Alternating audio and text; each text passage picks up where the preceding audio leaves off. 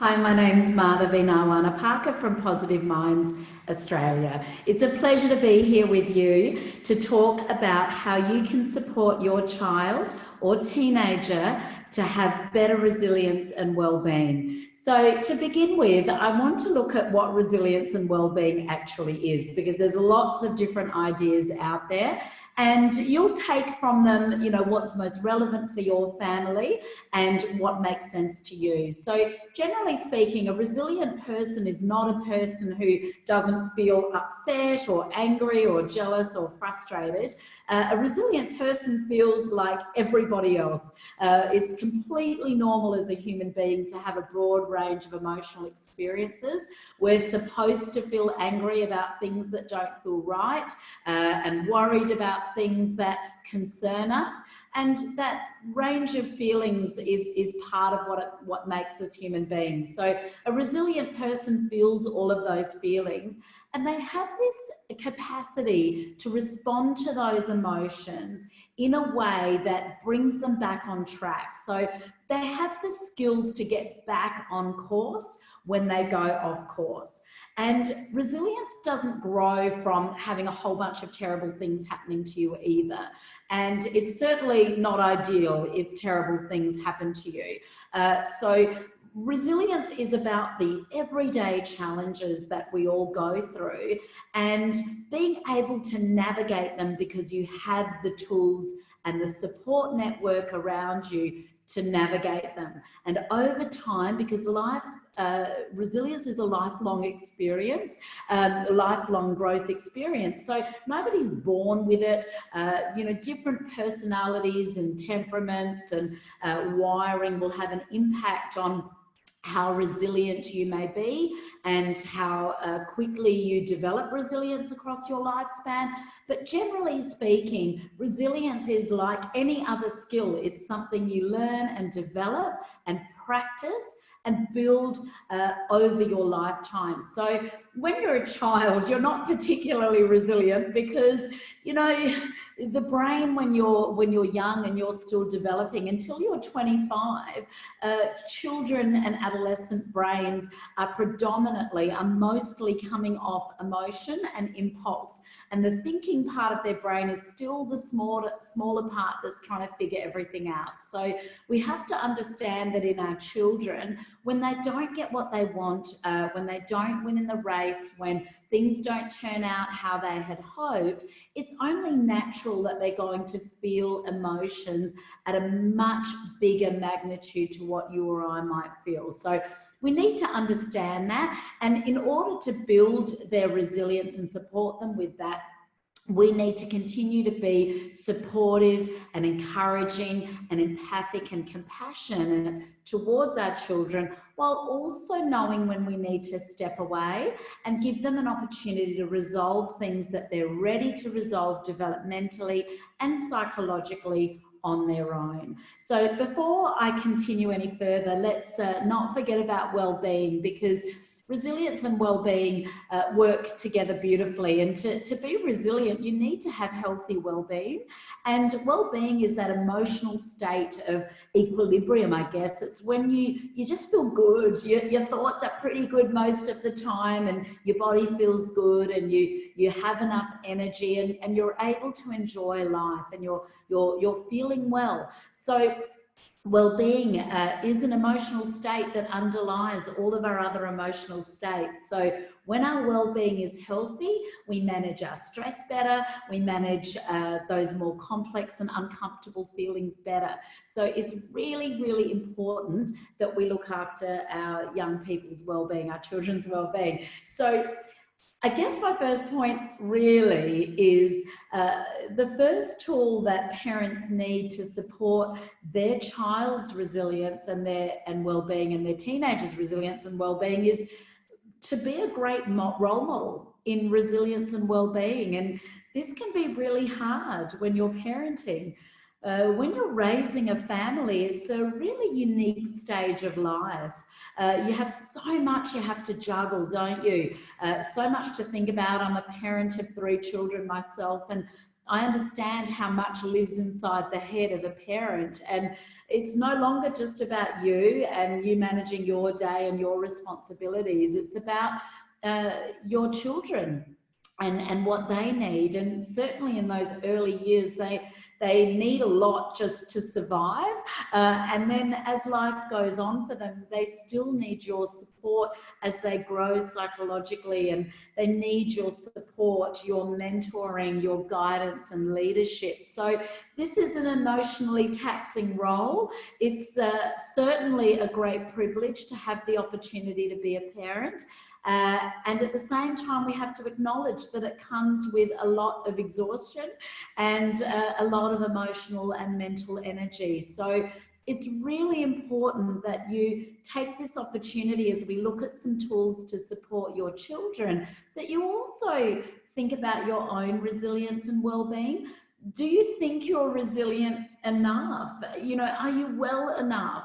Are you getting enough opportunities to look after yourself so you're more likely to be resilient and have a good experience of well-being? So it's really important that you take that on board so that your children, who are always watching you, you know, they're really great, especially by the time they're teenagers, at picking up when there's a difference between what we expect from them and what we're actually doing ourselves. So we have to walk the talk. It's kind of the tricky thing, isn't it, in parenting, is once you're in a position where you're guiding and leading someone to live and behave a certain way, you too have to live and behave in that way.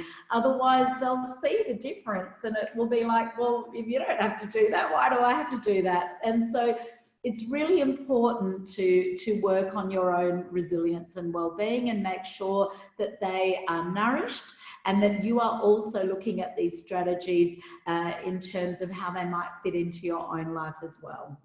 So the reason why it's hard to support resilience and well-being in our children, particularly resilience more so, is we're hardwired to protect our children. So it's only natural that we don't want them to experience adversity and uncomfortable emotions. We're so interconnected with our children that when we see them struggling, it's just natural. It just feels so intuitive to want to jump in and solve the problem for them, or give them advice, or help them avoid the situation altogether. This is how we're wired, and this is a good thing because it means that we protect our young. And at the same time, it poses a challenge for us because we have to learn this careful art in parenting of, do I really need to step in right now?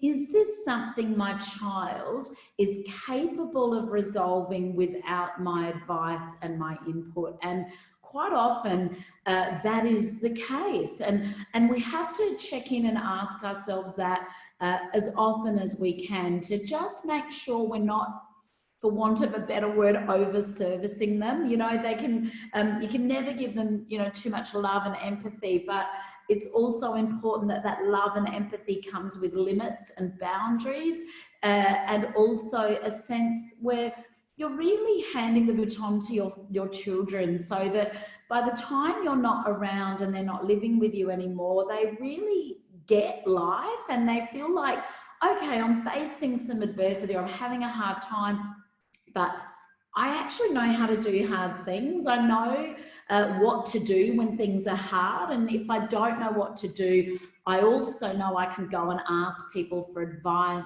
and help and support too. So we do need to carefully, according to what we know our children are ready for and developmentally capable of coping with, we need to slowly step away as the problem solvers and the experts and start to become, particularly by the time they're, you know, preteens and teenagers and young adults, we really need to be a bit more like a consultancy service. You know, they can come to us and we listen and we hear them out and we feel with them and we show them our compassion for their problem. And then after that, we're able to say things like, look, this is hard, and And I know you can do hard things. So I'd love to hear, you know, what you think you'll do about it, you know, and if you're going to offer advice, ask first, especially with teenagers, because generally speaking, they just want to be heard. And that develops a sense of resilience. It's that, okay, well, I know that talking about things makes me feel better. So that's a coping tool that they're using. And then after that, if I need advice, I can ask for it. And there are people like my parents and carers and other trusted people in my life who'll be able to help me with that. So do make sure you ask, and do make sure you think about, all right, well, I do want to jump in with this problem because I kind of know what to do, or my child is really suffering and this is really hurting my heart and I want them to be okay. Just be careful with the way you provide that support. You can still show you love them and care about them without solving their problem for them or helping them avoid an uncomfortable situation that is necessary still for their growth. So there are lots of examples I can give you. If you've got very small children, it might be as simple as they've left their school hat at home, and all you want to do, because you live really close to the school, is race it in so that they don't have to miss out on playtime or sit in the shade, depending on what the rule is at their school. Now, when you do that, you know, that of course comes from a place of love, and as a mother of 3 children, I completely understand the desire to do that. It's like, oh, they don't have that. Or it's the same when my children forget their lunch, I just want to race in there and deliver it for them. But that only happens once or twice a year, and I know they've had breakfast, and I know that every time I solve a small problem like that for them in order to rescue them from some pain, what happens to a child is they kind of don't experience those small amounts of discomfort where they're in a position where they're not with their family. So they need to go and ask somebody else to help. And you know, part of resilience, you know, one of the things in resilience is knowing there are lots of people there for me in my life, not just my parents and carers. So every time they have a small challenge like this, it's an opportunity for them to ask for help from someone else or to manage an uncomfortable situation independently. And what this does is it says, okay, that was really uncomfortable. I didn't like what just happened, but I did it. And I'm okay. And onwards and upwards. And it doesn't mean you don't show any care that they went through that. You know, when they come home, you can tell them, you left your lunch at home, or you left your hat behind. I thought of you today. You had to sit out at lunchtime, and you show them. And, you know, because they're kids, they might say, yeah, it was the worst day of my life. You know, it was terrible because of this one thing, because that's how children quite often talk as well. That's part of having a young brain. But, you know, we can show them and listen, but every time they do a little problem on their own like this, they're neurologically wiring their capacity to do a problem, to handle a problem next time. And then by the time they're teenagers and young adults and in their 40s and 50s and beyond, their brain has had lots of practice dealing with uncomfortable feelings and challenging moments independently. So with the challenging feelings bit, you know, we want to be there as a supportive presence. You know, children do need us to help calm down sometimes, and definitely a lot when they're really little. And so we show we care and we support them to manage their emotions. There's nothing worse than having to deal with tough feelings alone or bottling them up. And if we have some time, I might go into a bit more detail around that. So just think about how you can start making some decisions about when to step in and when to be there on the sidelines as a supportive, caring and encouraging person without being the solution. And that ability to solve problems is part of resilience. It builds the capacities, the coping skills we need to be more resilient across our lifetime. So once we've role modeled it, and, you know, with these problems, I want to make it really clear, we don't want to make resilience sound easy for our child either. It's not easy. It's really hard being resilient when you're going through something really tough. And when you're a kid or a teenager, it doesn't take much for things to feel really hard.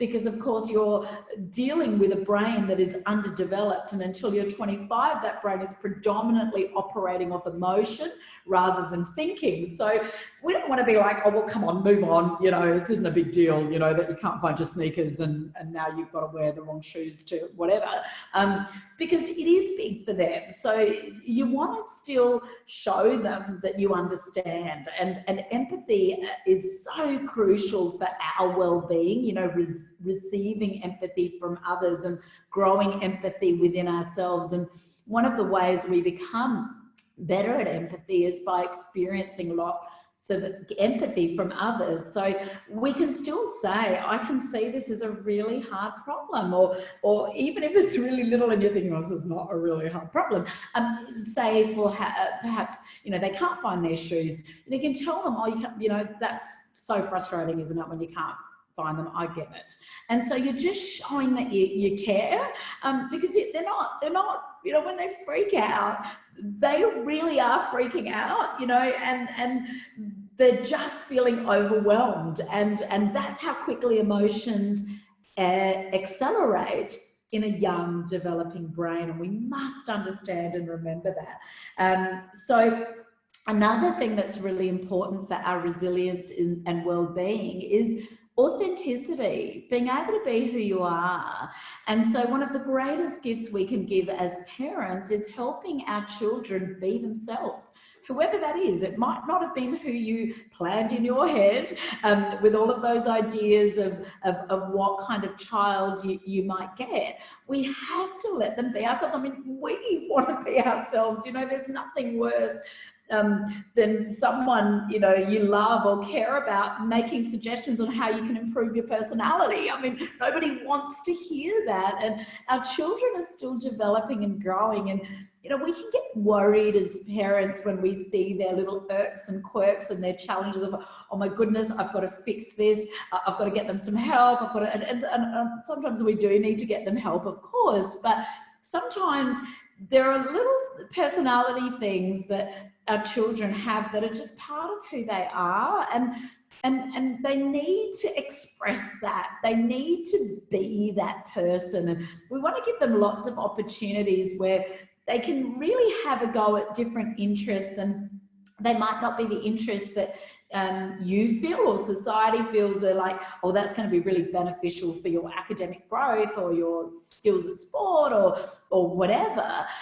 It could be like a really quirky little interest that's completely harmless and full of joy for them. And you know, this is how we enjoy our lives, is by being ourselves. And the more we can be ourselves, the more resilient we feel, but also we have a better state of well-being because we're experiencing these lovely emotions often. So it's a really important thing to support their authenticity. The next thing for resilience and for well-being is to stay connected with our children and teenagers. And it feels sometimes, I think, having worked with families for over 2 decades and had my own family now for the last 14 years with our 3 children, you know, as children get older, sometimes it gets easier in many ways, doesn't it? When they're little, they just need you for, you know, everything, you know, mobility and just keeping them clean and fed and watered and all of those things. And then as they get that little bit older, you know, perhaps they need us less and less in some ways, but the psychological need for parents, it doesn't go. You know, it doesn't go. We need our parents when we're children, when we're teenagers, when we're young adults, and when we're adults. We need them for different things, you know, different roles as we reach different milestones in our development. But teenagers are funny ones, aren't they? Because they're at a stage, and really even from 8, 9, 10, when they're just starting to go, okay, hang on, I'm separate from my family. Like I love my family and I know what they believe in and I love being with them, but I've got my friends and I've got my interests, and they start to develop their own identity. And that self-identity, that process of growth is really important. It's a time when they naturally start to separate from us a little bit. And that can look like they don't need us or want us, you know. Certainly some of, you know, the families with whom I work will say, well, they tell us to go away, you know, when they're teenagers, they don't want us around. And look, that can be the kind of talk that we hear, but because of everything that's going on in their brain and their psychology, and just being a teenager is actually really, really hard. We just don't remember because it was so long ago for most of us. And so what we want to remember is we want to make it really clear in any way we can, whether it's through random love notes or a text message or picking up something when you're in the shops, you know, something small, and saying, I thought of you when I picked up this sushi, or I thought of you when I saw this card. I mean, I've got no reason to give you this card except what I've written in here, which might be a beautiful love note, you know, or something that tells them something you appreciate about them. But these are ways that we keep the lines of connection open. We are the ones with the fully developed brain, or we're further along, at least in our development. So we have the capacity to be able to support our children during those times when they look like they're pushing us away. Our response, you know, that we could have a whole conversation about teenagers, couldn't we? But, you know, our response at that time, you know, it can be, don't talk to me like that. And they need boundaries, of course they do. Or it can be something that's connecting, like, okay, I can see you're having a hard time. I'm always here for you. I'm just going to go and do something else. Or, and look, this isn't what we're here to talk about, how we set those limits, but just keep that in mind, you know, that connection. You know, we are still, no matter how old our children are, they are still very affected by us as role models, and they need our leadership, they need our support, they need our empathy and our connection in order to have good psychological growth, resilience, and well-being. And the best way to connect with them is, you know, in those micro moments of connection every day, whether it's a hair tussle, whether it's a wink across the dinner table, whether it's a secret handshake, the way you wave. It obviously depends on your child's personality and their temperament and their age, but crafting lots of different ways to say I love you, as well as saying I love you often, so that it's really clear, and showing them, you know, I am just delighted by who you are. You know, they're going to have their tough bits because of their brains and their age and what it means to be a growing human being. But we want to separate the behaviour from the person and always be clear that they have an unconditional acceptance and care just by being the person they are. So I guess that ties into another resilience tool and well-being tool that we can use as parents, which is focusing on our children's strengths, focusing on what they do well. And I don't mean in terms of maths and literacy and sport. I mean what they do well as a human being. You know, this is where we get our soul nourishment from, is just knowing people get me. You know, I'm likable, lovable, and valuable for just being who I am. And that gives us such confidence and a great state of that resilience and a great state of wellness. So it's really, really important to focus on our strengths. Another thing, often when I'm speaking with parents, I'll talk about, you know, remember our children's essential goodness, their character. You know, think about who they were when they were babies or toddlers. You know, what is it that makes your child or teenager who they are, and how can you tell them that you love those qualities in them and focus on them as much as possible? And that doesn't mean you ignore the things that they still need to work on and develop, but when you're able to have this connection. You know, no child or teenager listens to someone they're feeling disconnected with. So we've got to keep those lines of communication open so that they can continue to communicate with us and feel open to sharing whatever's going on in their life. So we have a few more minutes together left, so I'll have a quick check. We want, in terms of feelings, it's really important that, especially for our sons, you know, it's really interesting. You know, I work mostly with boys at my practice, and have done over the last 20-ish more years, it's so important. Boys feel exactly the same feelings as girls, and I know that's really obvious, but we don't necessarily respond to them as if we know that. And I am speaking generally, but a really important thing for us to remember is that if we can't allow the sensitivities, the sadness, the disappointment, that spectrum of emotion that as a species we're meant to feel, if there isn't a space for that, it's basically like putting a plug on what it is to be human. So with our sons, we've got to make sure that we're not following decades of what we expect boys to be or men to be. We want to make sure we support our sons to know what to do with their emotions, and not just that, to acknowledge their emotions and allow them. Because for safe passage of any emotion in our sons and daughters, they need to have their emotions acknowledged, and they need to be allowed to feel what they're feeling.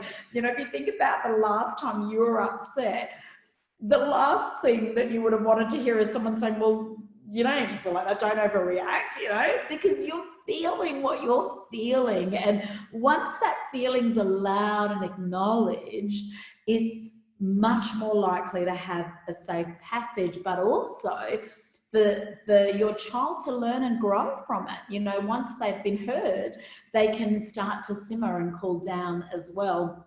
And then, of course, you know, for resilience and for wellbeing, we've got to know what to do with those uncomfortable emotions. And again, that doesn't come naturally to most people. So we want to make sure we teach the tools. So a handful of tools for our well-being and our resilience around handling uncomfortable emotions is movement. So we know getting movement helps move that neurochemical fuel through the muscles that often comes at times when we feel intense emotion, particularly intense emotions around anxiety, like the fight, flight, freeze response. So when that extra energy is there, it means that your body, the thinking part of your brain is taking a back seat, and your body's just trying to get out of danger or reacting. So it's so important that children and teenagers know how to move that energy out of their body. And movement is one of the best things. And not just movement at that time, you know, you've all heard it. The hardest thing is,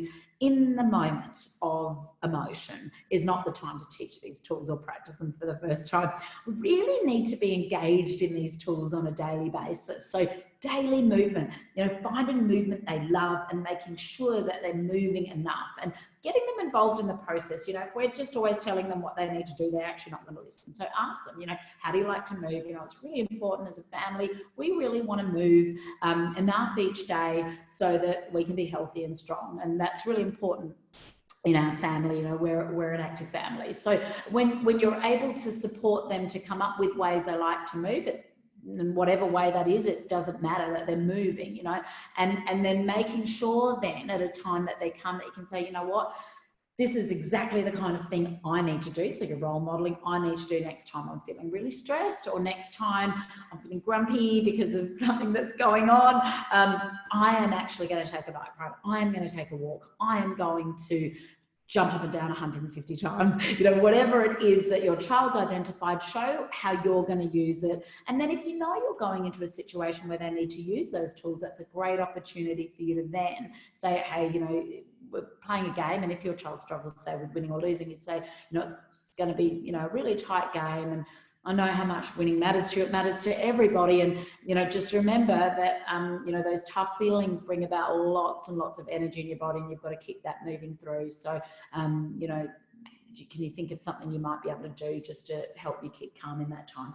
Other things that are really good for resilience and well-being in terms of managing our emotions, because that's really at the core of a lot of this, is that emotional intelligence, those emotional capacities to cope with uncomfortable feelings. So, you know, laughter, music, doing something you experience joy in, so fun stuff, hobbies, spending time with people who love and care about you. All of these things are really important for our well-being and for our resilience. Making sure that to build our children's resilience and their well-being, it's really helpful for them to feel a sense of confidence that comes through competence. So, you know, if you've got a child who struggles with anything, whether it's learning or making friends or managing their feelings or anything at all, what can sometimes happen for those kids that have a collection of challenges, it's really hard for them to see themselves as competent and capable. And to be confident, you have to feel competent and capable. So it's really important for our children's resilience that we spend some time thinking about with them, and also with other trusted adults that you can talk to about your children with. You know, what is something that they could do that would give them this sense of accomplishment that they might perhaps not be getting through learning or sport or friendship? So collecting competencies and skills. So we know it's a little bit like my problem solving example, but it's also the other reason why we don't do more for our children than they're capable of doing for themselves. And sometimes we have to, because we're just got to go out the door. But most of the time, if we're thinking, you know, I can teach my child this skill to make their lunch or to cook a family meal or whatever it is, the more skillful they are, the more confident and competent they'll feel. But it's got to be stuff they're interested in. So you can't come up with your grand ideas about what's going to make them. We've got to go to them and ask, you know, are you interested in this? Is this something you want to learn how to do? I've noticed that you've got some real strengths in it. So making sure that we're helping build their confidence, focusing on their strengths, and making sure, just to finish up, you know, for a broad experience of life and for our resilience and well-being, you know, we need balance and we need a whole experience of life. So we want to make sure our children have got a broad range of connections in their life, so that all their friends aren't just at school or just at sport or just within the family unit. We want to make sure the eggs aren't all in one basket. We want to make sure they're connected with lots of different people who care about them and see, hear and value them for exactly who they are. So you know, we want to grow those connections as much as possible, so that, you know, if they are having a tough time with their friendship group in any of their different contexts, that they know that's not their whole friendship group. You know, often when I work with children who are having challenges with their friends at school, I'll ask them, like, hey, so what else do you do? What's the other stuff that you're interested in? Like, where are your other friends? And, you know, where are other people that get you? And I just remind them that there's other people. And if your children don't have that, it's so important to try and reach out and ask people for help on how you can help them get that. And I think for me, you know, I think we have to try and be like that for all children, you know, be that in society where we are the kind of people that we know children can feel comfortable and safe to come and chat to in our friendship networks and within our families as well. So it's been such a joy to talk to you. I hope that's been useful. I'd love to stay connected with you and for you to join me on my social media, where I share lots of different tips and tools and ideas. So that's Positive Minds Australia, and on our website you'll find lots and lots of free downloads and resources and ebooks and books as well. And thank you so much for listening and joining me. I wish you all the very best.